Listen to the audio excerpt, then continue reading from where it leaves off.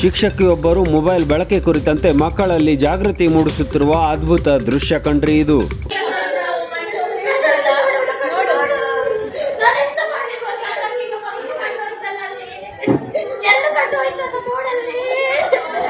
ಆಧುನಿಕತೆಯ ಹೆಸರಿನಲ್ಲಿ ಹದಗೆಡುತ್ತಿರುವ ಸಮಾಜದಲ್ಲಿ ಬೇಕಾಗಿರೋದು ಇಂತಹ ಶಿಕ್ಷಕರು ಅಂತಿದ್ದಾರೆ ನೆಟ್ಟಿಗರು.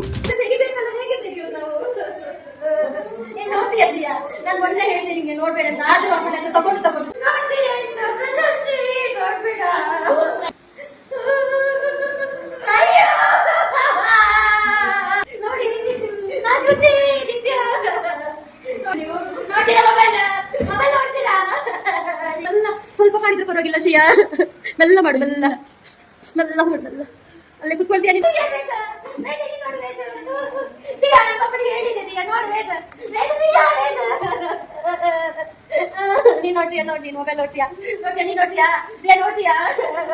ಇದನ್ನೆಲ್ಲ ನೋಡಿದ್ಮೇಲೆ ಮೊಬೈಲ್ ಬಳಕೆ ಎಷ್ಟು ಅಪಾಯಕಾರಿ ಅನ್ನೋದನ್ನ ತಿಳಿದ ಮಕ್ಕಳು ಮೊಬೈಲ್ ಬಳಕೆಯನ್ನ ನಿರಾಕರಿಸ್ತಿರುವಂತದ್ದನ್ನ ನೀವು ಗಮನಿಸಬಹುದು.